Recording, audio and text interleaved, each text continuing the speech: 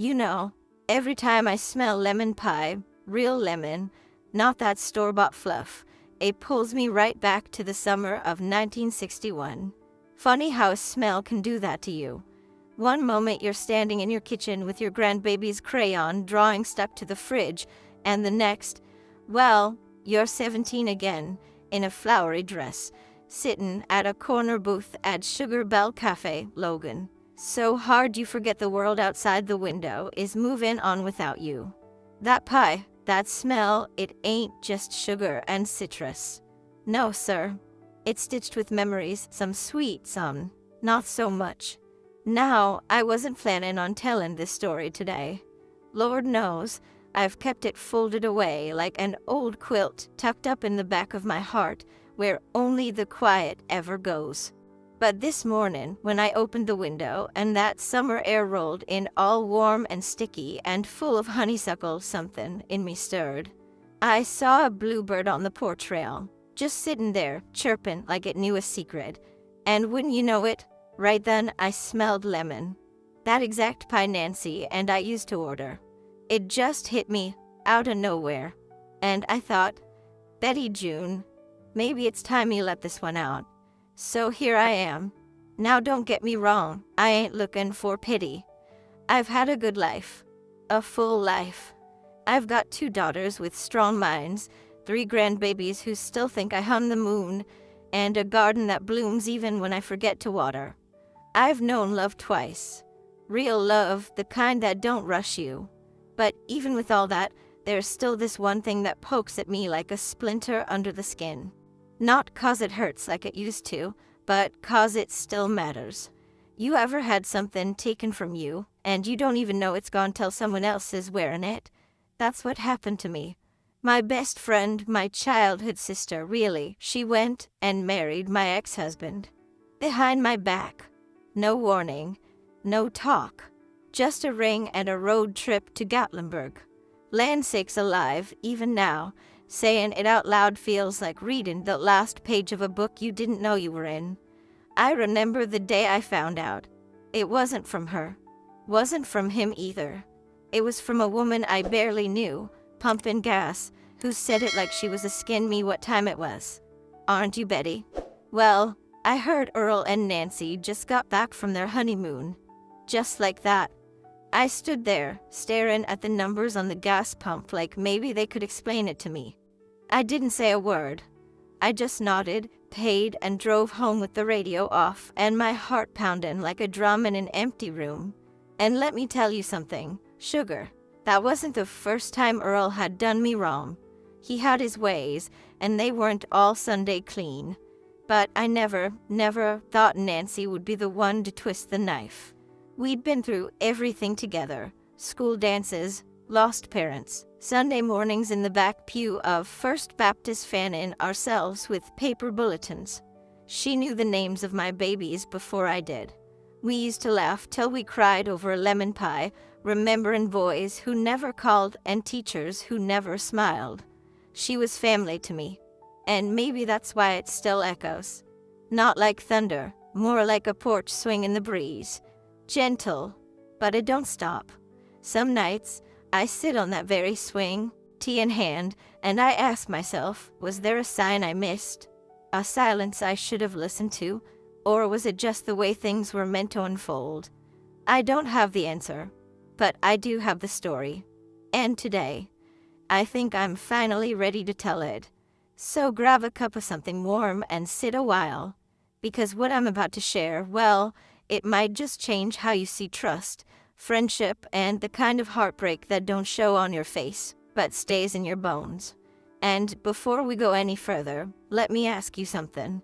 If your best friend married the one person who hurt you most, would you forgive her? Or would you just smile, nod, and walk away? I reckon if you'd asked me, back then, what I wanted from life, I would have said, a house with a porch, a man who loved me gentle, and a little garden where tomatoes actually tasted like something. That was it. Simple. Honest. Not much more than that. I grew up on Magnolia Street in Laurel, Mississippi, Back when milk came in glass bottles and nobody locked their doors unless a storm was rolling in. We had a screened-in porch that creaked like an old dog stretching in the sun, and a radio that only got 2 stations, one of 'em always half static.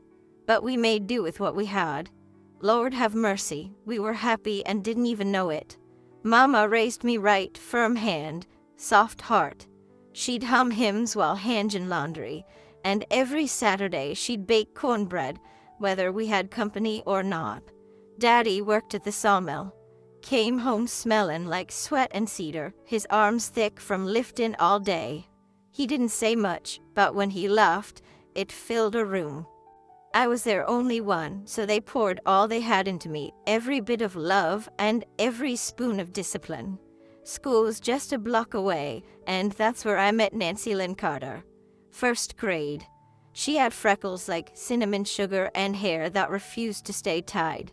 She was louder than me, quicker with a joke, and never afraid to speak her mind. Me, I was quieter, always trying to keep the peace, hold things together, like Mama did. Nancy would drag me into trouble, and I'd talk us back out. That's how it went, year after year. We were a team, like biscuits and gravy. Summer days were all barefoot and sunburns. We'd walk to the creek with mason jars, catching fireflies and secrets. I told her everything, how I wanted to be a nurse someday, how I dreamed of seeing Memphis, maybe even New Orleans. She'd just roll her eyes and say, "Betty, you ain't leaving Laurel. We're gonna live next door forever." And part of me believed her. Back then, forever didn't sound too long. Sundays were my favorite. We'd go to First Baptist, sit in the 3rd pew from the front. Mama said that's where the Lord could see us best. After church, we'd head to the cafe. Sugar Bell. That was our place. Nancy and I always split a slice of lemon pie and drank sweet tea from tall glasses with chipped rims. We'd sit for hours, feet swinging under the booth, talking about boys and teachers and what we'd name our daughter someday. I still remember Logan, so hard I snorted tea right out my nose once. Nancy nearly fell off her seat. That was just how we did it in those days. I didn't know a thing about heartbreak back then. Not really. I thought being good and kind was enough to keep you safe. I thought love looked like Sunday mornings and pie after church. I thought friendship was a forever kind of thing. And maybe that's the part that still gets me, even now. I didn't see the crux. I didn't know the world could shift under your feet when you weren't looking. At 16, I met Earl Thomas Holloway. He had a crooked smile and the kind of charm that could make even Mrs. Hadley, the meanest old widow in town, laugh through her dentures. He called me Sunshine and said my voice was sweeter than gospel on the radio. Lord, I was smitten. I brought him to Sugar Bell one afternoon, nervous as a cat in a room full of rocking chairs. Nancy watched him real close that day. I remember it now, even though I didn't think much of it then. Just a look, a flicker, a pause before she smiled. Funny the things memory clings to. Back then, I believed good things lasted. I believed people stayed where you left them, that friendship meant roots and not just flowers. And maybe that's why what came next hurt the way it did. But I'm getting ahead of myself. We were just 2 girls in a small town, eating pie and dreaming big. The world hadn't gone and turned on us yet. Not yet. It was a Thursday afternoon, hot as blue blazes, and I'd just clocked out for my shift at the Piggly Wiggly. My feet hurt something fierce, and all I wanted was to get home, kick off my shoes, and soak 'em in Epsom salt. But wouldn't you know it, life had other plans. I was walking past the old hardware store on Jefferson Street when I saw him, Earl Thomas Holloway, leaning up against a red Ford truck like he was born to lean. His shirt was half unbuttoned, collar popped, and he had a toothpick hanging from his lip like he was auditioning for a movie nobody told me they were filming. And that smile, crooked as a wishbone, but it hit me right in the gut. He caught my eye, tipped his hat lowered. Yes, Folks still did that back then, and said, "Well now, if it ain't sunshine on a sidewalk." I didn't even answer at first. I just stared. My heart did a funny little skip, like it forgot what rhythm it was supposed to keep. I'd never had a boy talk to me like that. Not like I was something seen. Not like I could knock the breath out of him just by existing. "You work at the market, don't you?" he asked, pushing off that truck and talking 2 slow steps toward me. I nodded, trying not to blush, but my cheeks were already hotter than the blacktop. "I saw you badging groceries the other day. You've got a voice like honey dripping from a biscuit." Now look, I knew charm when I heard it. I wasn't born yesterday. But something in the way he said it didn't feel like a line. It felt like a song. We talked right there on the sidewalk for close to 40 minutes. He told me he'd just moved back from Biloxi, that his daddy was sick, and he was helping out with the farm on weekends. Said he used to play guitar in a bar band, but he got tired of singing to drunks who didn't clap. I asked him what he was looking for now, and he looked right at me and said, "Maybe this." I laughed like it was a joke, but my stomach flipped just the same. That night, I couldn't sleep. Every time I shut my eyes, I saw that grin, heard that voice. There was a hum in my chest I couldn't shake, like someone plucked a string that kept on ringing. I didn't know why, but I felt it, deep, like he cracked a window in me I didn't know was there. I wasn't foolish. I knew boys came and went like summer storms. But still, there was something about Earl. I told Nancy the next day, sitting on her porch with mason jars of lemonade sweating in our hands. She narrowed her eyes a little, then smiled. "Well, look at you, Miss Betty June. Maybe he's just what you need." I nodded, but something in her voice made me pause, just for a second, like maybe the lemonade had turned sour. But then she laughed and changed the subject, and I figured I was just imagining things. 2 weeks later, Earl asked me out proper, picked me up in that red truck, opened the door for me, and drove us out to the drive-in theater in Laurel. We didn't even care much about the movie. We talked through half of it, shared a cherry Coke, and watched the stars come out like God was handing up lanterns one by one. I remember thinking, this could be something. This might just be it. I didn't know then that love could start like a firefly, soft and golden, but still lead you straight into the dark. But that night, sitting beside Earl with the windows down and his arm draped behind my shoulders, I felt like the luckiest girl in Mississippi. And part of me still wishes I'd never turned down Jefferson Street that day. The thing about love, especially young love, is that it don't always knock. Sometimes it storms in, muddy boots and all. And you don't realize till later that it tracked in something messy behind it. Earl and I had been courting for a few months when the shine started to dull. Nothing big at first, just little things. He'd say he was coming by at 7 and show up at 9, smelling like smoke and cheap cologne. Said he ran into the boys. I wanted to believe him. Lord, I did believe him. Back then, I thought doubt was the same as disloyalty. I thought if you truly loved someone, you gave them the benefit of every doubt, even the ones that whispered in your gut when everything else seemed fine. Mama wasn't sold on him from the start.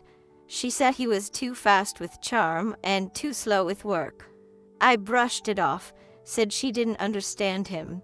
She just sighed and folded another shirt. That's what she did when she was worried, folded things. Kept her hands busy when her heart wasn't still. I should have listened. But I was 17 and sure I knew better than every woman who'd ever cried over a man. That's how we are when we're young. We think we're different. Special. Like we'll be the one who fixes what broke the others. It was around that time Daddy got sick. Real sick. They said it was his lungs, all those years at the sawmill catching up to him. He'd sit out on the porch with a blanket over his knees in the middle of July, wheezing between sips of iced tea. Earl didn't come by as much then. Said he didn't want to intrude, but I saw the truth plain. The sickness made him uncomfortable. Made me uncomfortable too, if I'm being honest. Watching the strongest man I ever knew turn so small and quiet, it scared me. I didn't know how to carry that grief. I didn't know how to say I was afraid. So I buried it deep, pretended I was fine. Nancy, bless her heart, she came by often in those days. Brought casseroles, sat with Mama in the kitchen, offered to run errands. She was a comfort. Familiar. Always cracking jokes, always talking too loud in places she shouldn't. I leaned on her without even knowing it. She'd sit next to me on the porch swing after a long day and say, "Betty, you don't have to carry all this by yourself." And I'd nod, smile, but never really let the words land. Because somewhere inside, I already felt the edges shifting, like something solid was starting to slip. The hardest part? I didn't know who to be angry at.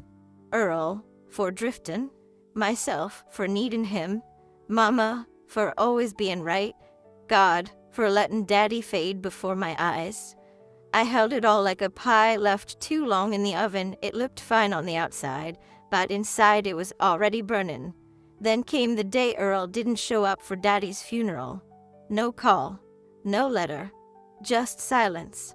And I stood there in my black dress, holding Mama's hand at the graveside, thinking this ain't love. This ain't what I prayed for. Nancy was there, right beside me, holding tissues and rubbing my back. And I was grateful. I truly was. But a strange ache started in my chest that day. A new kind. Not grief for Daddy. I understood that pain. This was different. This was the quiet feeling that maybe, just maybe, I'd bet my heart on the wrong man. The routine of my life, school, church, work, porch swings with Nancy, it all kept going, but nothing felt the same. I started wondering who I was without Daddy's strength behind me, without Earl's promises, even if they'd turned hollow. And worse, I started noticing how Nancy looked when I said his name. Just a flicker. Just enough. And once you notice, you can't unsee. It wasn't clear yet. Not then. But the wind had started to change. And even though I didn't have words for it at the time, my heart had already begun to brace for something I didn't want to know. I remember the sound of the gas pump, that hollow thunk when it kicks off. I remember the way the summer air hung heavy, like wet laundry that refused to dry. The smell of asphalt, the distant hum of cicadas, the sweat sticking to the back of my neck. Funny, ain't it? How the world don't warn you before it breaks your heart. No music swells, no thunder rolls. Just an ordinary day with too much sun and not enough shade. I was filling up the old Chevy, just like any Thursday, when I heard her voice, Shirley Parks. Loud as ever, bless her soul, yelling across the pump like she was calling cattle. "Well, Betty June, land sakes alive, I thought you were off visiting kin, or are you just pretending not to see me?" She laughed, big and nasal, like she always did. I smiled polite, nodded, wiped my hands on a napkin from the glove box. Just wanted to get home. But then she said it. Just like that. No warning. No pause. "So, how was their trip?" I heard Earl and Nancy went up to Gatlinburg for their honeymoon. Finally tied the knot, huh? My heart didn't stop. No. It slammed. Like it hit a wall at full speed. I blinked at her, the handle of the pump still in my hand, trying to make sense of the words. I laughed. Can you believe that? A short, breathless chuckle like I didn't quite hear her right. But she wasn't joking. Her face didn't change. She just kept talking, something about log cabins and hot tubs, and I always knew they had a spark. And in that moment, I swear to you, time slowed down. I remember the numbers on the pump screen, $2.31, and the sound of my own breath in my ears. I don't remember driving home. Not really. I must have, but it's all fog now. I remember pulling into the driveway, walking inside, and seeing the pie I'd left on the windowsill, lemon, of course, cooling just like always. That pie nearly undid me. I sank down on the kitchen floor, right there beside the oven, and just stopped. My hands were shaking. My stomach was twisting. And inside me, a voice I didn't recognize whispered, "They did this. They did this while you were busy surviving." I felt foolish. Small, like every good thing I believed in had been peeled away. Earl was one kind of heartbreak, sure. But Nancy was roots. Nancy was home. I'd never imagined she'd be the one to take what was broken in me and twist it further. Not her. Not my porch swing, Lemonade Logan, first grade, forever friend. That was the real knife. Not the wedding. Not the trip. The silence. The knowing. The months where she smiled in my face while slipping into the life I was still mourning. And the cruelest part? She knew. Oh, she knew how I loved him. How I held on even when I should be. She'd held my hand the day he left. Watched me cry. Brought me tissues and told me I'd be okay. And all the while, she was already writing her vows. I didn't cry that first day. Not one tear. I sat there with the smell of lemon and betrayal in my nose, and I stared out the window until the sky turned pink. And I remember saying out loud, to no one in particular, "Lord have mercy, I didn't see it coming." That's when I felt it, the change. Something inside me hardened. Not bitter. Not mean. Just still. Like a pond gone quiet after a stone sinks. That day, I stopped trusting with both hands open. I stopped believing that love and loyalty always walked hand in hand. And most of all, I learned that betrayal don't always come loud. Sometimes it walks in wearing your best friend's perfume and smiles like nothing's wrong. After the news settled, after the pump stopped clicking, and the lemon pie went cold, and the sun dipped behind the pines, all that was left was silence. Not the peaceful kind. Not the sort you get on a porch swing with a breeze through the magnolias. No, this was the kind that presses on your chest in the middle of the night. The kind that don't echo, because there's nothing left inside to bounce off. I remember waking up the next morning and not knowing what to do first. Pour coffee? Call mama? Cry? Scream? I did none of it. Just stood in the kitchen in my robe, staring at a crock in the linoleum, feeling like a stranger in my own skin. The world didn't stop for my broken heart. That's the cruel thing about it. The mail still came. The clock still ticked. The church bells still rang on Sunday. Folks at the market still asked about the weather, not knowing the storm had already passed through me. And I answered like always, polite and hollow, like someone wearing my face. There were days I'd go through the motions, stocking shelves, counting change, smiling when folks told me I looked tired, just didn't sleep too well, I'd say, and leave it at that. I stopped singing in the church choir. Couldn't bring myself to stand up there and lift a voice I didn't recognize no more. I used to sing with joy. Now my throat felt like it belonged to someone else. I stopped going to Sugar Bell Cafe too. The smell of lemon, the clink of forks on glass plates, it all turned my stomach. Even the booth we used to sit in felt like a lie. Nancy didn't call. Not once. And I didn't call her either. What could we say? Some silences are louder than any words. Mama tried to keep me steady. She'd bring soup and sit at the table, talking about nothing, just to keep me tethered. But even she knew this was a cut too deep for her to bandage. One afternoon she looked at me and said, "Baby, you keep letting it eat you, and there won't be nothing left of you to save." I nodded. I wanted to believe her. But I didn't know how to feel anything yet, let alone let it go. I'd lost more than a man. I'd lost my girlhood, my safe place, my person. You see, when someone you trust turns their back, it don't just make you question them, it makes you question your own judgment. How did I not see? What does that say about me? What else have I been wrong about? So I pulled back. From friends, from folks, from God, if I'm being honest. I didn't stop believing, but I stopped talking. For a while, the prayers just dried up. I figured he already knew. What was the point in saying it out loud? Evenings were the worst. That time of day when the house goes quiet and the sun turns everything gold, that was when it would sneak up on me. I'd stand in the garden, pretending to weed, and feel that ache bloom right behind my ribs. Like grief had taken root. But I kept on. Watered the roses. Folded laundry. Lit the porch light. That's what you do when the world don't stop, you keep moving, even if your heart stays in place. Looking back, I don't think I healed right away. I think I just adapted, built a new shell around what broke. I smiled softer, laughed less, trusted slower. It wasn't bitterness, not really. More like caution. Like someone who's been burned remembering the stove still bites. I wasn't the same girl who fell in love on Jefferson Street. I was quieter now. Wiser, maybe. Or just tired. But I was still here. And sometimes survival, quiet, unbeautiful, plain OL survival, is the most powerful kind of grace there is. It started with bees. Of all things, bees.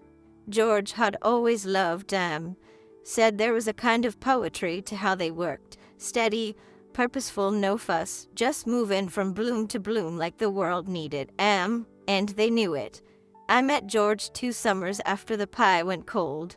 He'd been a widower for years. Quiet man with rough hands and a kind smile. Drove an old green truck that rattled when it turned and carried honey in mason jars with handwritten labels. I'd seen him around, of course. Everyone knows everyone in Laurel, but I never noticed him. Not in that way. Not until the church picnic when he asked if I wanted to try his Tupelo batch. Made this one last week, he said, holding out the jar like it was a gift from God himself. A little sweeter than the spring clover. Got a mind of its own. I tasted it on a paper spoon, and it was like my taste buds remembered how to feel. Not just flavor, but something warm, something safe. I smiled without trying. It was the first real smile in a long time. We talked that whole afternoon. Nothing heavy, just gardens and music and whether the gnats were worse that year. He didn't ask questions I wasn't ready to answer. Didn't try to fix what was broken. He just listened. And Lord, sometimes that's all a soul needs, not a rescue, but a place to rest. After that, he started dropping by. First with honey, then with tomato plants. One day, he brought an old radio that only played gospel and Patsy Cline. Figured your porch might be a little lonely, he said. And he was right. I didn't fall in love quick. I didn't fall at all. I walked, step by step, word by word, like someone relearning how to breathe after holding it too long. I'd make him tea, he'd fix the squeaky gate. I'd bake peach cobbler, he'd show me how to tie the netting on his hives. We didn't talk about the past much. I think we both knew some stories didn't need retelling, but he made space for mine. And in that space, I started moving again. Started singing under my breath while hanging laundry. Started talking to God like maybe he'd stayed all along. I went back to Sugar Bell Cafe one morning, not to eat pie, but to sit in the booth by myself and own it. I brought a book and a coffee and stayed until the sun hit the window just right. Nobody looked twice. Nobody needed to. That's when I realized the world hadn't ended. It had just changed its rhythm, and I had learned how to walk in time with it. One afternoon, George brought over a frame. Inside it was a pressed wildflower and a little handwritten note. Just 5 words, "You're still good at Bloom." I cried then. Not from pain, not from grief, from release, from feeling seen again. Not as who I was before, but who I'd become through it all. You see, the thing about second chances is they don't always come with fireworks. Sometimes They arrive on a porch with beeswax and silence. Sometimes they grow slow like mint in the shade. But they come, and when they do, you'd best be ready to open the door. I wasn't fixed, but I was no longer broken beyond mending. And for the first time in a long while, I believed in sweetness again. It happened on a Tuesday, not a special Tuesday, not a birthday or anniversary or one of those days folks write down in their journals. Just an ordinary, middle of the week, slightly overcast kind of day. I'd been out in the garden, clipped in the last of the fall roses, when I saw the envelope tucked in the screen door. No name, just my address in handwriting I hadn't seen in years, slanted, careful, a little too neat, like someone trying to hold their hand steady. I knew it was hers before I opened it. My hands didn't shake. Not this time. Inside was a short note. "I'm sorry," it began. "I never meant for it to happen the way it did. I think about you more than you know." There wasn't much else. No explanations, no long letters or tears pressed into paper. Just those words. And for the first time, I didn't feel fire in my chest when I read her name. I didn't feel that tight, breathless ache that used to show up every time someone said Nancy like it was any other name. What I felt was stillness, not numbness, just peace. And that's when I knew. I walked back inside, made myself a cup of tea, and went to the cedar chest at the foot of my bed, the one where I kept old photos, letters, keepsakes from a life that no longer fit. I opened it, took out a yellowed envelope, and pulled out the picture. Me and her. Nancy. We were sitting on the cafe steps, barefoot, grinning like we had the whole world in our hands. We must have been 16. That picture used to hurt me. Used to feel like a lie. But not that day. That day, it just felt true. Because no matter what came later, that moment was real. I sat with that picture in my lap and cried. Not out of sadness. Not out of anger. Just release. All those years of holding it in, pretending it didn't still poke at me like a thorn under the skin, they caught up to me. And I let the tears come like a late summer rain, soft, steady, and healing. Then I did something I never thought I would. I took that picture, folded the letter inside it, and walked it out to the backyard. There's an old oak tree back there that George planted honeywort under. I dug a little hole, deep enough to matter, and buried it. No ceremony, no goodbyes, just earth and grace. A resting place not for the pain, but for the hold it had on me. I didn't bury the memory. I'll always remember. But I buried the weight, the need to understand, to rewind, to wonder what I could have done different. Because the truth is, we don't always get the closure we think we deserve. Sometimes we give it to ourselves. And sometimes that's more than enough. That night, I made lemon pie. First time in years. Not for a church supper. Not for company. Just for me. I played Patsy on the old radio, cracked the egg slow, and let the scent fill the kitchen like it used to. I cut one slice, poured a glass of milk, and sat on the porch swing with a blanket over my knees. And as I took that first bite, I whispered, just quiet like to myself, "You did good, Daddy June. You made it." I didn't need to tell anyone. Didn't need to post about it, or call a friend, or hold a hand. The choice was mine, and I made it. I chose to live forward. Without blame. Without bitterness. Just forward. And sometimes, child, that's the bravest thing a person can do. You know, I used to think pain was something you could outgrow. That if you waited long enough, it'd melt away like snow on a March morning. But life don't work like that.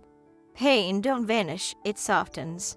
It folds itself into the corners of your days, into the quiet of your thoughts, until one day you realize you've carried it so long, it's just become part of how you walk. And that's not always a bad thing. Sometimes the limp reminds you that you made it through. If you'd asked me back then, when Earl slammed the door and Nancy disappeared into his shadow. If I'd ever trust again, I would have laughed, or cried, or both. I thought trust had a finish line, that once it was broken, that was the end of it. But it turns out, trust ain't a door, it's a garden. You can tear it up by the roots, but if even one seed stays buried deep, it'll find its way back. Might take years, might bloom slow, but it comes, not the same as before, not as blind, but maybe wiser, a little more careful, and maybe that's a better kind of trust after all. I look at my life now, slow, sweet, quiet, and I think, this ain't the story I planned, but it sure is the one I've grown into. George and I keep ease, drink too much sweet tea, and argue over crossword puzzles. I've got grandbabies who think lemon pie is magic and don't even know the shadow it once carried. And most mornings, when I water the roses, I feel grateful. Not in a loud, church revival way. In the small way. The deep way. Like the earth, and I got an understanding now. See, what I've learned, what I'd whisper to my younger self if I could, is that healing ain't about forgetting. It's about remembering without bleeding. It's about talking the broken pieces and not trying to glue and back like before, but rearranging them into something new, something stronger, something that tells the truth. And the truth is, people will disappoint you, even the ones you'd swear never would, sometimes especially them, but that don't mean your heart was foolish. It means you were brave enough to believe. And Lord knows this world needs more believers. I used to wonder why Nancy did what she did. Whether she was lonely. Whether she thought I'd never find out. Whether she regretted it. But I don't anymore. That wondering, it's like holding water in your hands. The tighter you grip, the faster it slips through. Now I just bless it and let it go. Because that's the only way to keep room in your hands for something new. So, if you're listening to this sitting with a cup of tea or driving somewhere with a quiet ache you haven't named yet, let me tell you something plain and true. You don't know the past your whole life. You don't have to keep waiting for an apology or hoping for closure that may never come. You can let it rest. You can say, that happened. It hurt, but it's not all I am. And you can walk forward, even if it's slow, even if you limp a little. Honey, maybe it's time you stopped waiting, too. Maybe today is the day you dig a hole in the garden and bury what never bloomed, because you deserve to grow again. Well, here we are, you and me. You've listened this far. Bless your heart, and that means more to me than you know. I never meant for this to become a story I'd tell out loud. For the longest time, I kept it tucked away, folded like an old quilt at the back of the closet. Too worn to throw out, too full of memory to use. But life has a way of tapping on your shoulder when you least expect it and saying, go on, share it. Someone needs it. And maybe you needed it. This story of mine, it ain't just about betrayal or heartbreak. It's about memory. About who we were and who we let ourselves become after it all comes undone. It's about the quiet parts, the sitting alone on the porch, the way grief can sound like a faucet drip or the wind changing direction. It's about surviving without bitterness and loving again without forgetting. I told you about Earl and Nancy not because I want you to think badly of Anne. Truth is, I don't think about them with hate anymore. I think about them like you think about old songs, the kind you used to love, the ones that still make your chest ache a little when they play on the radio. I don't skip them anymore. I just let them play and pass on. Sometimes I wonder if Nancy ever looks at the photo of us she probably still keeps. If Earl ever sees a lemon pie on a menu and thinks of me. Sometimes I wonder if memory tugs at them too. Maybe not every day. Maybe just in the stillness.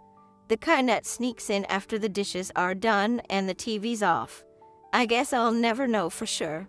But I do know this. I'm not waiting for answers anymore. I don't need them. I've made peace with what I didn't get to say, and with what was said without words. The ick don't own me now, it just visits sometimes, quiet and soft, like a ghost that knows it's not welcome, but still knocks politely. And listen, if you're carrying something too, maybe not the same as mine, but close enough to recognize, I hope you hear me plain. You get to move forward, even if no one says sorry. Even if the story didn't end the way it should have. Even if your heart still flinches when someone says their name. You don't owe your whole life to the chapter that hurt the most. Some days, when I sit on the porch swing with a blanket over my knees and a cup of mint tea, I close my eyes and think, I made it here. All the way here. And I smile. Because Lord, what a thing that is to survive all the ways a heart can break, and still open the door when kindness knocks again. And you, wherever you are right now, maybe you're holding on to something heavy. Maybe you've been sitting in silence too long, wondering when it's your turn to feel whole again. Well, child, maybe it starts now. Maybe it starts small, like making your favorite pie again, or calling someone just to say hi. Or maybe it starts by telling the truth not to them, but to yourself. That you're tired of holding on to what don't love you back. So let me ask you something, and don't answer too quick. Sit with it. Let it hum a little. Do you believe love, real love, is meant to come back? Or is it meant to change you and move on? I don't know the answer. Not really. But I do know this. The porch light's still on. In case someone's looking. Or in case you decide it's time to come home to yourself.